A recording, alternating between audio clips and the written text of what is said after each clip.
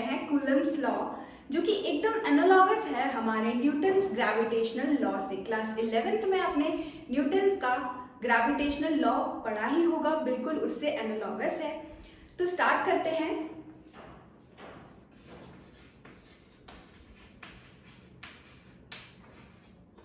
Coulomb's law 1785 में coulomb ने एक एक्सपेरिमेंट किया था चार्जेस के ऊपर, और ये पता चला कि दो चार्जेस के बीच एक टाइप का फोर्स लगता है और उनके कुछ ऑब्जर्वेशंस रहे। उन्होंने ये एक्सपेरिमेंट किया था टॉर्जन बैलेंस को लेकर, और उनके कुछ ऑब्जर्वेशंस जो थे उन ऑब्जर्वेशंस को ही हम बोलते हैं कूलम्स लॉ। उन्होंने अपने एक्सपेरिमेंट से जो भी ऑब्जर्व किया उसी को ही हम कहते हैं कूलम्स लॉ। और कूलम्स लॉ को अगर हमें स्टेट करना हो, यानी कि उनका जो स्टेटमेंट था वो ये था कि द फोर्स ऑफ अट्रैक्शन और repulsion between the two charges is directly proportional to the product of the magnitude of two charges and inversely proportional to the square of the distance between the charges। ठीक है, यही उनका observation भी था और यही law रखा गया उनके नाम से। ठीक है, तो यहाँ जैसे कि हमने फर्स्ट लाइन में ही देखा कि कूलम्स लॉ क्या है, एक स्टेटमेंट है किसका, force between the two charges. अब वो फोर्स ऑफ अट्रैक्शन भी हो सकता है और फोर्स ऑफ रिपल्शन भी हो सकता है। ठीक है, तो स्टार्ट करते हैं, इसका मतलब क्या है, ठीक है, और इसको लिखना कैसे। तो सबसे पहले हम डिस्कस कर रहे हैं हमारा स्केलर फॉर्म। स्केलर फॉर्म में हमने क्या देखा कि यहाँ पर रखे हुए हैं दो चार्जेस। ठीक है, एक चार्ज को मैंने लिया है Q1, दूसरे चार्ज को लिया है मैंने Q2। ये दोनों ही हमारे कैसे चार्जेस हैं, पॉइंट चार्जेस हैं। पॉइंट चार्ज याद है हमने किसको कहा था, पॉइंट चार्ज हम उसको कहते हैं जिसका जो मैग्नीट्यूड हो, चार्ज का जो मैग्नीट्यूड हो वो कम हो as compare to the distance between the charges, यानी कि इनके बीच का जो डिस्टेंस है वो कैसा होना चाहिए, ज्यादा होना चाहिए as compare to the magnitude of charge. से अगर हम देखें तो ये दो चार्ज जो है, कूलम ने अपने ऑब्जर्वेशन में ये देखा कि अगर ये दोनों चार्जेस जो हैं वो सिमिलर नेचर के हैं, यानी कि लाइक चार्जेस हैं, तो ये दोनों एक दूसरे को क्या कर रहे थे, रिपेल कर रहे थे। और अगर ये दोनों चार्जेस जो हैं वो ऑपोजिट नेचर के थे, यानी कि अनलाइक थे, तो ये दोनों एक दूसरे को क्या कर रहे थे, अट्रैक्ट। ठीक है, तो अगर हमने इसको चार्ज Q1 नाम दिया है तो Q2 इस पर क्या लगा रहा है। अगर हम सपोज कर लें कि दोनों का जो चार्ज है वो कैसा है, प्लस प्लस, यानी कि दोनों सेम नेचर के हैं, दोनों लाइक चार्जेस हैं, तो लाइक चार्ज एक दूसरे को क्या करते हैं, रिपेल करते हैं, यानी कि हमारा Q2 जो होगा Q1 को दूर भगा रहा होगा, रिपेल कर रहा होगा। ठीक है, कुछ इस तरह से, और हमारा Q1 जो है वो Q2 को दूर भगा रहा होगा कुछ उस तरह से। इसको अगर हमें लिखना हो तो हम कैसे लिख सकते हैं, force on one due to two, second वाले की वजह से फर्स्ट वाले पे फोर्स। ठीक है, और force on two due to one, यानी कि सेकेंड वाले पर फोर्स फर्स्ट वाले की वजह से। ये होता है लिखने का तरीका इसका। क्योंकि हमारा जो फोर्स है वो एक वेक्टर फॉर्म है, तो सबसे पहले हम डिस्कस कर रहे हैं स्केलर फॉर्म और उसके बाद हम डिस्कस करेंगे इसका वेक्टर फॉर्म। ठीक है, इसका जो स्केलर फॉर्म है वो उसी को ही हम कूलम्स लॉ कहते हैं। तो कूलम्स लॉ की जो स्टेटमेंट था वो क्या था कि जो फोर्स होता है वो डायरेक्टली प्रोपोर्शनल होता है magnitude of the product of the two charges.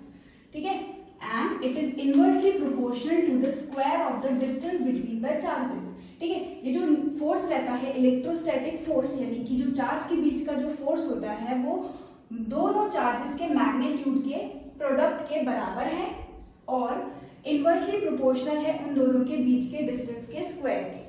ठीक, और इसी को अगर हम कंबाइन करके लिखें तो हम कैसे लिख सकते हैं, force is proportional to Q1 Q2 upon R square. ठीक है, और जैसे ही हम प्रोपोर्शनैलिटी साइन यहाँ से हटाएंगे तो हमको क्या मिलेगा, F is equal to K Q1 Q2 upon R square. ठीक, तो यहाँ पर हमको क्या मिल रहा है, K। ये K जो है कांस्टेंट, जिस तरह से हमारा ग्रेविटेशन में पढ़ा हुआ था हमने, ग्रेविटेशनल फोर्स क्या था, दो मासेस के बीच लगने वाला, दो पॉइंट मासेस के बीच लगने वाला फोर्स। तो उसमें भी सेम एज इट इज तो पढ़ा था हमने, बस चार्जेस की जगह पर क्या है, मास होता है ना। Force, gravitational force is directly proportional to the product of the two masses होता था, है ना, और inversely proportional to the square of the distance between them. जब हम कंबाइन करते थे तो यहाँ पर उसकी कांस्टेंट की वैल्यू हमको मिलती थी G, लेकिन यहाँ जो जी होता था वो कैसा होता था, एक यूनिवर्सल कांस्टेंट होता था जो कि मीडियम पे डिपेंड नहीं करता था। यूनिवर्सल कांस्टेंट यानी कि कभी भी उसकी वैल्यू चेंज नहीं होगी। लेकिन यहाँ पर जो कांस्टेंट मिलता है, इस कांस्टेंट को हम बोलते हैं इलेक्ट्रोस्टैटिक कांस्टेंट। ये जो कांस्टेंट है ये डिपेंड करता है किस पर, it depends on medium, it depends on medium. यानी कि अलग अलग मीडियम में अगर हम इन दोनों चार्जेस को सेम डिस्टेंस रख करके ले जाएं तो यानी कि k की वैल्यू चेंज होगी, और k की वैल्यू चेंज होगी यानी कि उन दोनों के बीच का जो फोर्स होगा वो भी चेंज हो जाएगा। खैर इसको तो हम फिर से और डिटेल में डिस्कस करेंगे। इसको परमिटिविटी ऑफ रिलेटिव परमिटिविटी और परमिटिविटी ऑफ फ्री स्पेस हमें पढ़ना है अभी, तो उसमें हम इसको डिटेल में डिस्कस कर लेंगे। बस अभी आपको इतना ध्यान रखना है कि यहाँ पर जो हमको कांस्टेंट मिलता है उस कांस्टेंट को क्या कहते हैं, इलेक्ट्रोस्टैटिक कांस्टेंट।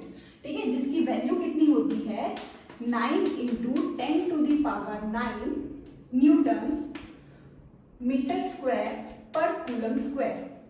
ठीक है, ये हमारे इस इलेक्ट्रोस्टैटिक कांस्टेंट की वैल्यू होती है। लेकिन ये k की वैल्यू कब होती है, जब हमारे ये दोनों जो चार्जेस हैं ये कहाँ रखे हुए हो, ये कहाँ रखे हुए हो, ये फ्री स्पेस में कहीं रखे हुए हो, या फिर एयर में रखे हुए हो, या फिर हमारे केस में एयर और वैक्यूम फ्री स्पेस तीनों को सेम ही लिया गया है। ठीक है, तो यानी कि अगर हमारे ये दोनों चार्जेस कहाँ रखे हुए हैं, फ्री स्पेस में, एयर में या फिर वैक्यूम में, तब इस k की वैल्यू कितनी होगी 9 × 10⁹ न्यूटन मीटर स्क्वायर पर कूलम स्क्वायर। ठीक है, तो ये था हमारा पूरा कूलम्स लॉ, इसका स्केलर फॉर्म। ठीक है, स्केलर फॉर्म। अब हम इससे रिलेटेड कुछ और पॉइंट्स जो है वो डिस्कस कर लेते हैं इधर। जैसे कि सबसे पहला हमने क्या देखा कि ये फोर्स, ये जो कूलम फोर्स है हमारा वो अट्रैक्टिव भी हो सकता है और रिपल्सिव भी हो सकता है। It can be attractive as well as repulsive.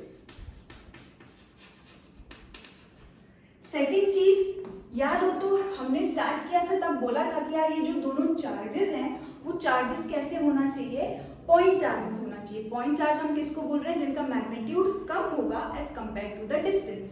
ठीक है, तो यानी कि ये जो हमारा चार्ज हम यहाँ पर ले रहे हैं, यानी कि ये जो लॉ है ये वैलिड है सिर्फ और सिर्फ किसके लिए, पॉइंट चार्जेस के लिए, पॉइंट चार्जेस के लिए। ठीक, थर्ड, ये जो फोर्स है ये फॉलो करता है, ये सेटिस्फाई करता है न्यूटन के थर्ड लॉ को। कैसे, जैसे कि क्योंकि ये फोर्स है, फोर्स कैसी क्वांटिटी है, एक वेक्टर क्वांटिटी है, और अगर एक वेक्टर क्वांटिटी है तो यानी कि उसका एक डायरेक्शन भी होगा। फोर्स ऑन, अगर हम इन दोनों के फोर्स की बात करें, इन दोनों के ऊपर लगने वाला फोर्स, तो ये दोनों फोर्स जो यहाँ पर होंगे ये कैसे होते हैं, इक्वल एंड ऑपोजिट। जितना Q1 Q2 पर फोर्स लगा रहा होगा उस तरफ, उतना ही फोर्स मैग्नीट्यूड में Q2 भी Q1 पर लगा रहा होगा। यानी कि ये जो दोनों फोर्सेस होते हैं वो कैसे होते हैं, equal in magnitude and opposite in direction. इसलिए हम बोलते हैं कि ये जो लॉ है ये सेटिस्फाई करता है न्यूटन के थर्ड लॉ को। ठीक है, सेटिस्फाई न्यूटन्स थर्ड लॉ। ठीक, और अगर हम आगे डिस्कस करें तो ये दोनों जो ये लॉस उसके लिए वैलिड है जब ये दोनों चार्जेस कैसे होंगे, स्टेशनरी होंगे, रेस्ट पर होंगे।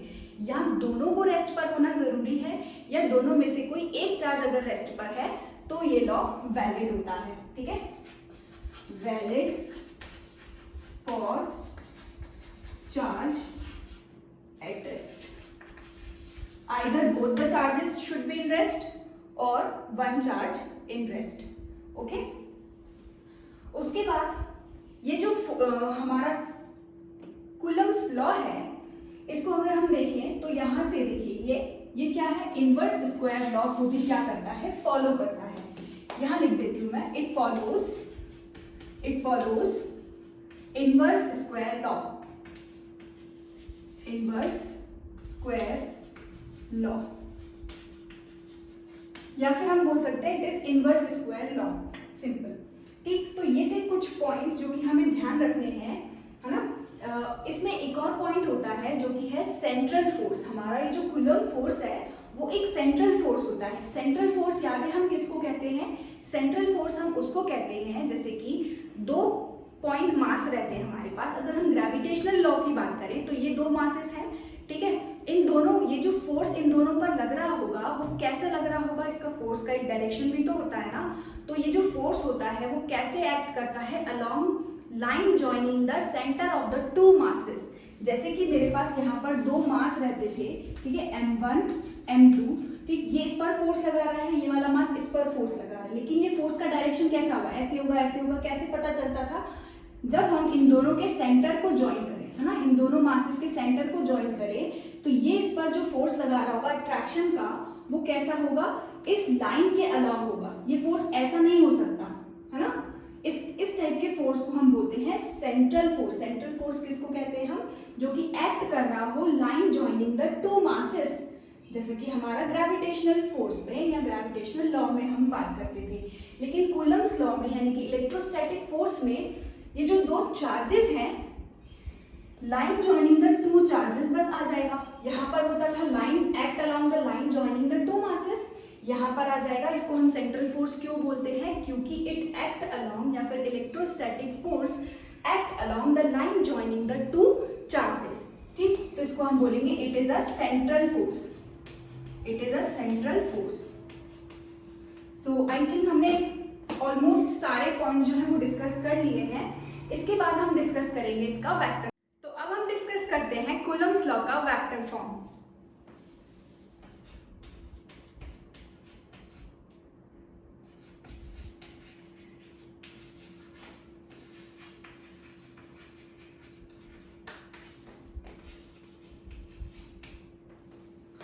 इलेक्ट्रोस्टैटिक फोर्स को अब हमें वेक्टर फॉर्म में, क्योंकि फोर्स एक वेक्टर क्वांटिटी है, तो वेक्टर क्वांटिटी के पास क्या होता है? डायरेक्शन और मैग्नीट्यूड, ठीक है। ये हमने 11th स्टैंडर्ड में पढ़ा था कि यार एक वेक्टर क्वांटिटी है अगर हमारे पास, तो इस वेक्टर क्वांटिटी के पास क्या होता है?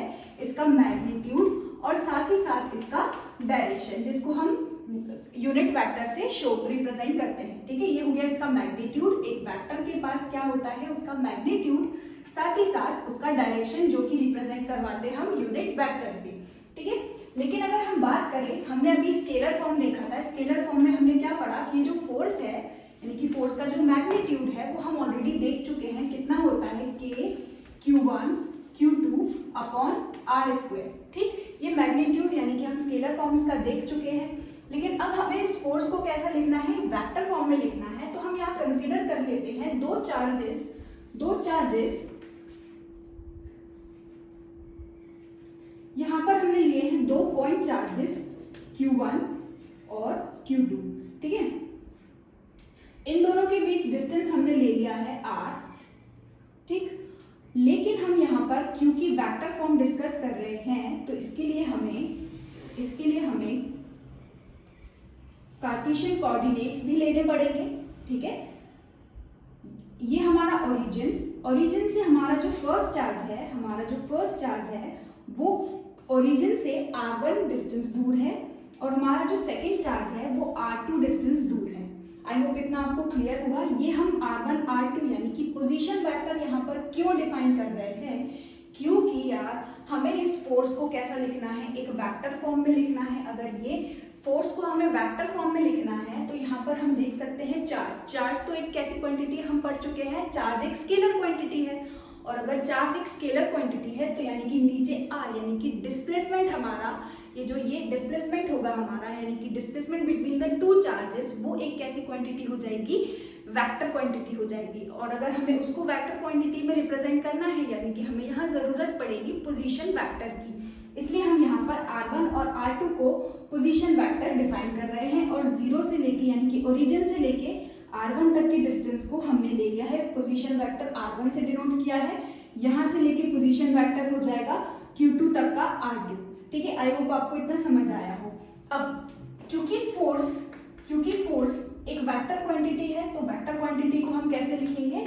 मैग्नीट्यूड एंड डायरेक्शन से, ठीक। वेक्टर क्वांटिटी को कैसे लिख सकते हैं? उसका मैग्नीट्यूड एंड उसका डायरेक्शन। मैग्नीट्यूड हम ऑलरेडी पढ़ चुके हैं, क्या है, K Q1 Q2 upon are square. लेकिन इसका जो डायरेक्शन है, डायरेक्शन हमें पता है क्या, इस फोर्स का डायरेक्शन हमको पता है क्या। लेकिन अगर हम यहाँ बात करें फर्स्ट वाले पे फोर्स, अगर हम बात करें फर्स्ट वाले चार्ज पे Q2 जो है वो फोर्स लगा रहा होगा। अगर दोनों सिमिलर चार्जेस हैं तो Q2 का डायरेक्शन जो होगा फोर्स लगाने का वो कुछ ऐसा होगा, force on one due to two. और अगर यहाँ पर देखें हम तो ये होगा force on two due to one, ठीक। और यहाँ पर अगर हम निकाल रहे हैं force on one due to two, ठीक है, force on one due to two, यानी कि हम निकाल रहे हैं फर्स्ट वाले चार्ज पर फोर्स किसकी वजह से, सेकंड वाले फोर्स की वजह से, ठीक है। तो यहाँ पर हमको क्या देखने को मिला, ये जो डायरेक्शन है ये है हमारे फोर्स का डायरेक्शन, ठीक। लेकिन अगर हमें यहाँ पर उसको रिप्रेजेंट करना है, इसी डायरेक्शन को यहाँ पर रिप्रेजेंट करना है, तो कैसे रिप्रेजेंट कर सकते हैं हम, कैसे रिप्रेजेंट कर सकते हैं, क्योंकि चार्ज तो एक स्केलर क्वांटिटी है, चार्ज तो एक स्केलर क्वांटिटी है, तो हमें यहाँ पर जरूरत पड़ रही है आर की और उसके पोजीशन वेक्टर की, ठीक है। तो यहाँ पर हमने इसका पोजीशन वेक्टर ले लिया कितना, R1, इसका पोजीशन वेक्टर ले लिया कितना, R2। अब इसके हेल्प से हम यहाँ पर क्या निकाल सकते हैं, इस R का डायरेक्शन निकाल सकते हैं, ठीक है। अगर हमें ये डायरेक्शन चाहिए तो हम स्टार्ट कहाँ से कर रहे हैं, R2 से चल रहे हैं, ये डायरेक्शन चाहिए ना, R की डायरेक्शन की हेल्प से जो हमारे R का डायरेक्शन होगा वही हमारे इस फोर्स का डायरेक्शन हो जाएगा, ठीक है। यानी कि हम फोर्स का डायरेक्शन नहीं पता है लेकिन हमें इस R का डायरेक्शन पता है, तो हम क्या कर सकते हैं, इन दोनों का डायरेक्शन क्योंकि सेम है तो यहाँ फोर्स के डायरेक्शन की जगह पर हम इस पोजीशन वेक्टर के डायरेक्शन को ले सकते हैं। यानी कि R का डायरेक्शन क्या होगा, कुछ ऐसा लेना है हमको जो कि हमारे फोर्स के डायरेक्शन में हो। तो हम स्टार्ट कहाँ से कर रहे हैं, डिस्टेंस लेना, स्टार्ट कहाँ से कर रहे हैं, डिस्टेंस मेजर करना Q2 से स्टार्ट कर रहे हैं जो कि हमारा पोजीशन वेक्टर है R2, यानी कि हम चले R2 से पहुंच कर रहे हैं R1 पर, ठीक है। तो अगर हमें इसका मैग्नीट्यूड निकालना होगा तो हम कैसे निकालेंगे, R1 माइनस R2, हाँ, R1 माइनस R2 क्यों, क्योंकि फाइनल वेक्टर माइनस इनिशियल है ना, हम फाइनल माइनस इनिशियल करते हैं ना, तो इसलिए क्या हो गया R1 माइनस R2, यानी कि ये जो डायरेक्शन हो गया हमारा, ये हो गया R1 माइनस R2। जब भी हम R1 माइनस R2 करेंगे रिजल्ट में हमको क्या मिलेगा, R। अगर हमें पोजीशन वेक्टर R के लिए कुछ इस डायरेक्शन में लेना है, ये वाले फोर्स के लिए लेना है R की वैल्यू, तो हम स्टार्ट कहाँ से कर रहे हैं, स्टार्ट कर रहे हैं R1 से, पहुंच कर रहे हैं R2 पे, तो फाइनल कौन हो गया R2 और इनिशियल कौन हो गया R1, इसलिए लिखेंगे final R2 minus initial R1। तो यहाँ पर हमारे R के दो डायरेक्शन हो गए, ठीक है। अगर हम सिंपली R लिख रहे हैं तो ये इसका क्या हो गया, स्केलर फॉर्म। अगर हम इस R को कुछ इस तरह से लिख रहे हैं R1 माइनस R2, तो ये इसका वेक्टर फॉर्म हो गया जो कि ये डायरेक्शन शो कर रहा है in the direction of F12। और अगर हमें R2 माइनस R1 लिखा है यानी कि ये डायरेक्शन शो कर रहा है हमारा पोजीशन वेक्टर, और हमारा ये जो डायरेक्शन है ये किसके अलाउंग हो गया, force on two due to one. तो अब हमें इनका जो मैग्नीट्यूड है ये पता है, तो इसके हेल्प से, इनके हेल्प से हम यहाँ पर क्या कर सकते हैं, क्योंकि इन दोनों का डायरेक्शन कैसा है, सेम, मुझे जरूरत पड़ रही थी किसके डायरेक्शन की, force on one due to two के डायरेक्शन की जरूरत पड़ रही थी, यानी कि इसके डायरेक्शन की जरूरत पड़ रही थी, ठीक है। लेकिन मेरे पास उसका मैग्नीट्यूड नहीं था, इसके डायरेक्शन की जरूरत पड़ रही थी, तो इसके डायरेक्शन हमने देखा कि ये तो R1 माइनस R2 के सिमिलर है, यानी कि यहाँ पर हम लिख सकते हैं कुछ इस तरह से, K Q1 Q2 upon R2 into R1 minus R2, इस तरह से हम लिख सकते हैं। ऐसा क्यों लिखा है, क्योंकि ये जो यूनिट वेक्टर है ये किसके डायरेक्शन में है, हमारे फोर्स के डायरेक्शन में है, ठीक है। अब क्योंकि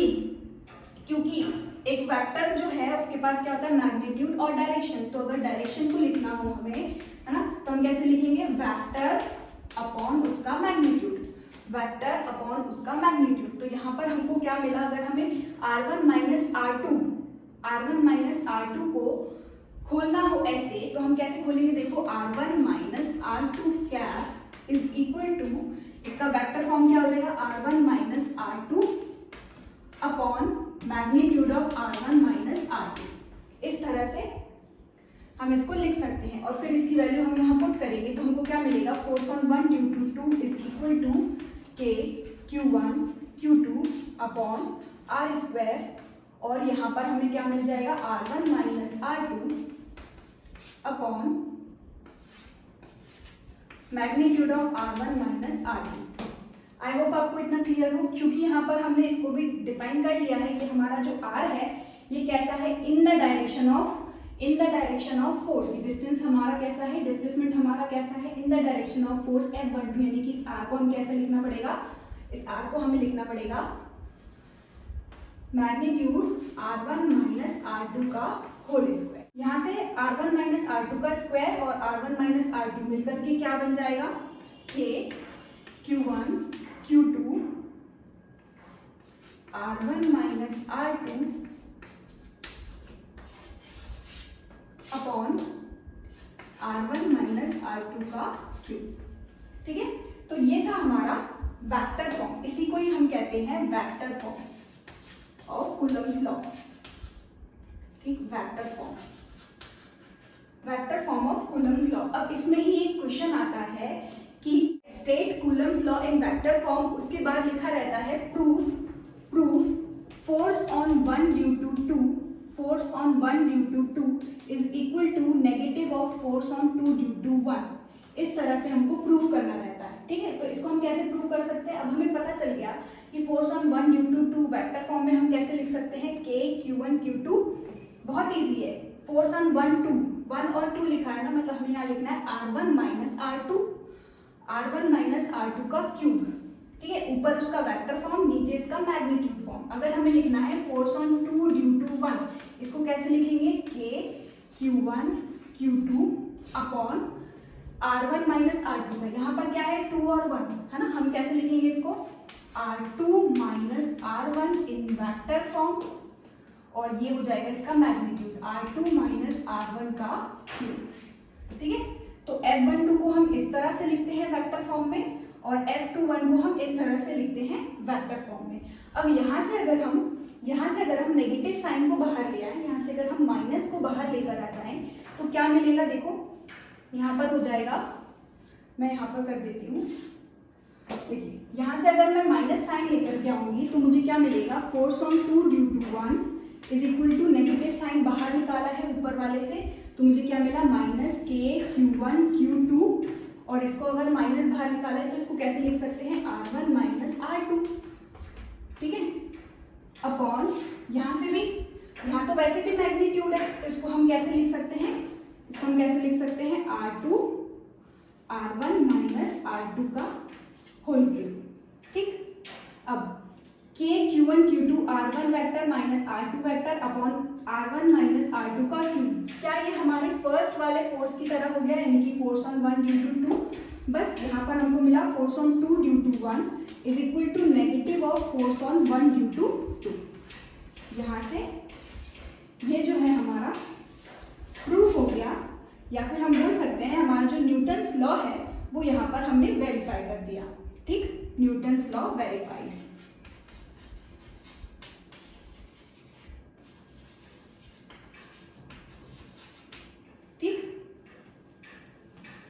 तो आई होप आपको आज की वीडियो पसंद आई हो। इसके बाद हम डिस्कस करेंगे ग्रेविटेशनल लॉ और इलेक्ट्रोस्टैटिक लॉ के बीच कुछ सिमिलैरिटीज, डिफरेंसेस, और उसके बाद हमारा लास्ट टॉपिक इसका यानी कि लिमिटेशंस ऑफ